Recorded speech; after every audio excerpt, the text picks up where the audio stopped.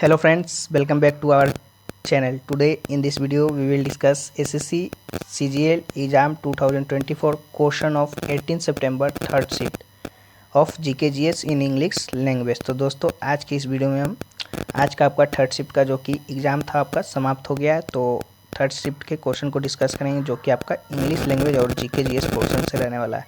तो चलिए वीडियो को शुरू करते हैं बिना किसी देरी के। इसका जो PDF है आपको टेलीग्राम चैनल पे मिल जाएगा, लिंक डिस्क्रिप्शन बॉक्स में दिया गया होगा, तो वहाँ से जाकर ज्वाइन हो जाइएगा ऑल शिफ्ट के PDF के लिए। तो चलिए वीडियो को शुरू करते हैं। हमारा जो फर्स्ट क्वेश्चन है, विच of the following article deals with national emergency. तो आपका आर्टिकल 352 जो कि राइट आंसर हो जाएगा।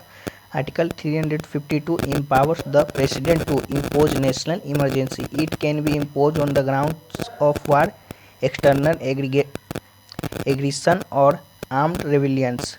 National emergency can be imposed only when the entire cabinet proposed in writing to the president. The proclamation of emergency must be approved by the both of the house within 1 month from the date of its issue. After approval, the emergency can continue for the period of the 6 months and can be extended indefinitely with the approval of parliament every 6 months. वहीं बात कर ले आपका article 356 deals with the president rule in a state. Article 360 deals with the financial emergency and Article 370 has been abolished earlier. It gave a special status to the Jammu and Kashmir. चलिए next question की ओर बढ़ते हैं। Next है आपका विच of the flowing article can not be suspended during an emergency. तो आपका article 20 और चाहे 21 जो कि आपका राइट आंसर हो जाएगा, जो भी ऑप्शन में होगा according to your option. Under article 359 of Indian constitution, when the government declares an emergency, the enforcement of the fundamental right gets suspended except Article 20 and Article 21. वही आर्टिकल 20 में आपका क्या है, तो protection in respect of punishment of जो कि आपका article 20 में लिखा गया है। वहीं आर्टिकल 21 में आपका protection of life and personal liability जो कि आर्टिकल 21 में लिखा गया है। वहीं article 20 and article 21 can not be suspended during an emergency as it state that no person shall be deprived of the life of personal liability. In 1978, the 44th Constitutional Amendment Act, Article 359, and added this provision of Article 20 and 21. वहीं बात कर ले आपका article 19 deals with the right to freedom and as soon as the government impose an emergency, article 90 get suspended. चलिए next question की ओर बढ़ते हैं। नेक्स्ट आपका in which state is the सरदाना केटल फेयर हेल्ड। तो आपका उत्तर प्रदेश जो कि राइट आंसर हो जाएगा। Sardhana cattle fair is held in the state of Uttar Pradesh. This fair takes place in the Sardhana town of Meerut district. This fair is an important event for cattles breeders and traders where different types of animals are sold. वहीं बात करें आपका many major cattles fair are held in the different state of India. तो चलिए discuss करते हैं आपका शोधपुर fair जो कि आपका बिहार में लगता है।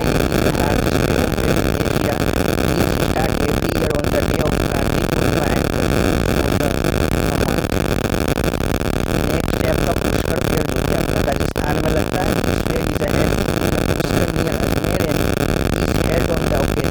कार्तिक पूर्णिमा।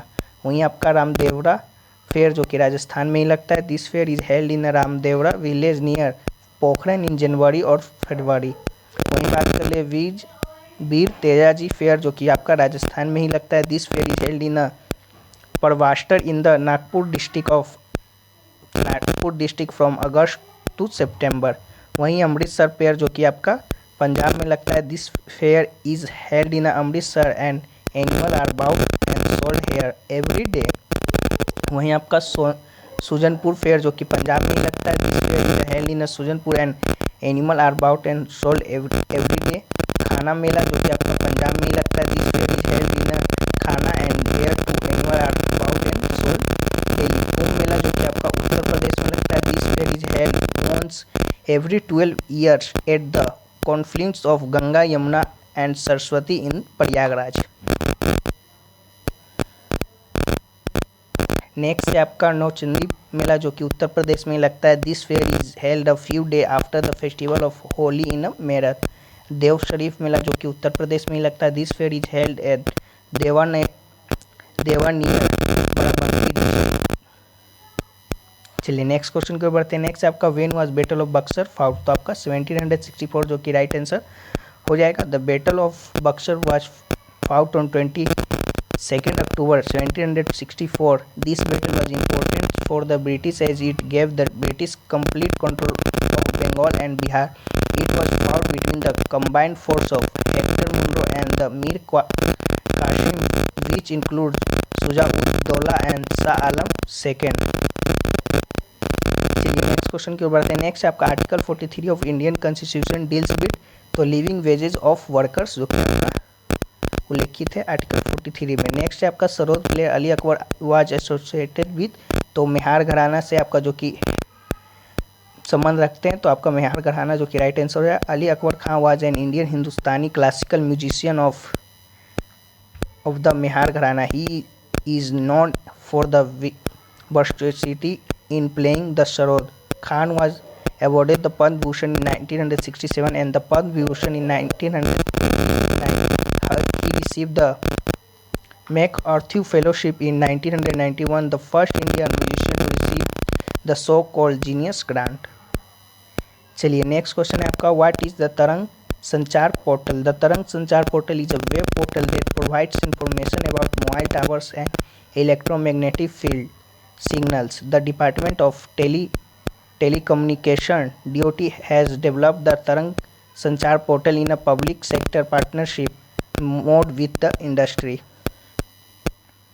चलिए नेक्स्ट क्वेश्चन है आपका what is the study of old things related to history called, तो आपका आर्कियोलॉजी जो कि राइट आंसर हो जाएगा। Archaeology is the science that works to understand and explain the development of human culture by studying and analyzing old objects. चलिए next question है आपका battle of Khatoli was fought between, तो Ibrahim Lodi and Maharana संगा के बीच में लड़ा गया था, तो आपका राइट आंसर हो जाएगा। इन द बैटल ऑफ खटोली जो कि 1517 में हुआ था, राणा संगा of Mewar defeated the sultan of Delhi Ibrahim Lodi and president him and release him after collecting ransom. Ibrahim Lodi की बात कर ले तो आपका he was the last ruler of Lodi dynasty and the last Sultan of Delhi. He was son of Sikandar Lodi. Daulat Khan Lodi, the governor of Punjab, invited Babur to overthrow Ibrahim from the throne. He captured Gwalior and was defeated by Rana Sanga of Mewar. He was defeated and killed by the Babur in the first battle of Panipat in 1526 AD.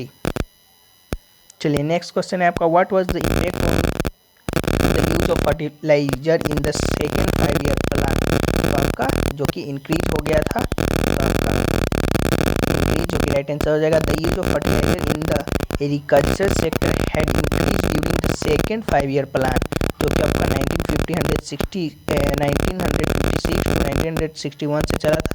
The main objective of this plan was industrialization, but significant improvements were also made in agriculture. The use of chemical fertilizer along with high yielding varieties was also included.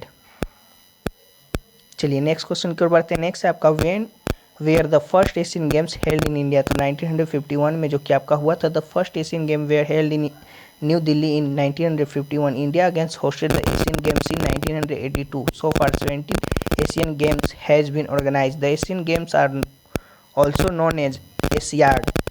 It is the largest sporting event in Asia. It symbolizes the mutual equality and unity of Asian countries. It is a multinational sports event organized at the interval of every 4 years by the member of Asian Games Federation. Only Asian player can participate in the event. The Asian Games in 2022 will held in Hangzhou, China. चलिए next question है आपका Ankur Yojana has been launch by which state, जो कि right answer हो जाएगा। The chief minister Shivraj Singh Chouhan government in the Madhya Pradesh has launch scheme called Ankur, under which citizen will be honored for the planting tree during the monsoon. Citizen participating in this initiative will be given the Pramanu Award to ensure public participation in the program. चलिए next question है आपका the battle of Chausa was fought between, तो Humayun and Sher Shah Suri के बीच हुआ था, तो आपका right answer हो जाएगा। The battle of Chausa was fought between Humayun and Sher Shah Suri. Sher Shah Suri defeated the Humayun in the Battle of Chausa in 1539. The tomb of Sher Shah Suri is located in Sasaram Bihar, जो कि ये भी आपका question का part जो कि बनता है। चलिए नेक्स्ट आपका according to Newlands octave which of the flowing has the similar property to sodium, तो आपका लिथियम जो कि ऑप्शन में दिया गया होता है, राइट आंसर हो जाएगा।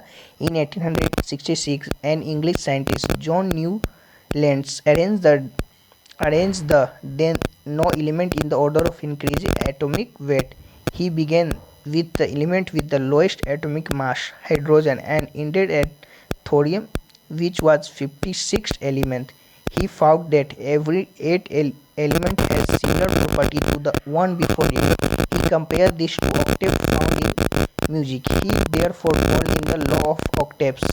According to Newland octave, lithium and sodium were found to have similar properties.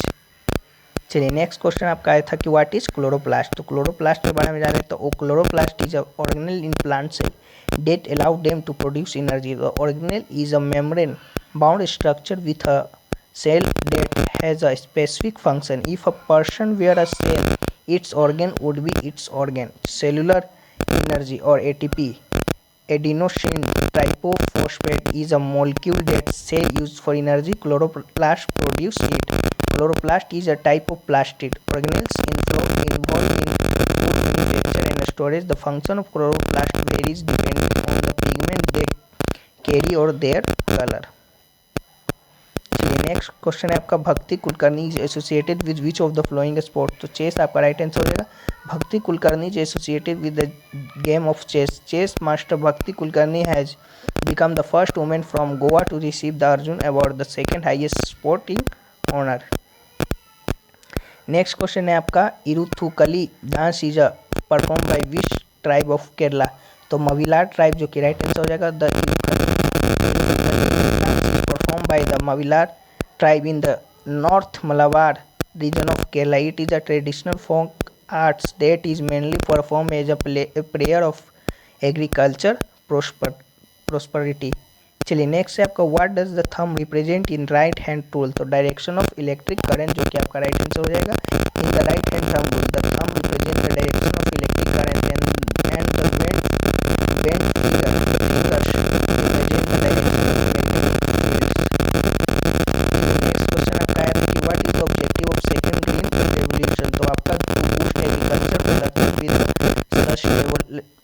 sustainable approach, तो right answer. The main focus of the second green revolution was sustainable agriculture. It was aimed at making agriculture more environmentally sustainable and increasing production. It emphasized on biotechnology, information technology, and research and development.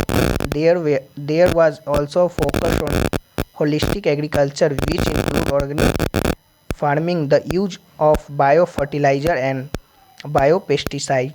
The second green revolution is a shift in agriculture production, widely needed to feed and sustain the growing population on the earth. तो ये रहा जो कि आपका third shift का question रहा। बाकी extra papers को आप पीडीएफ लेकर पढ़ लीजिएगा। बाकी और भी क्वेश्चन जो कि ऐड होंगे तो आप उन्हें ले लीजिएगा। बाकी चलिए फिर मिलते हैं इस वीडियो में।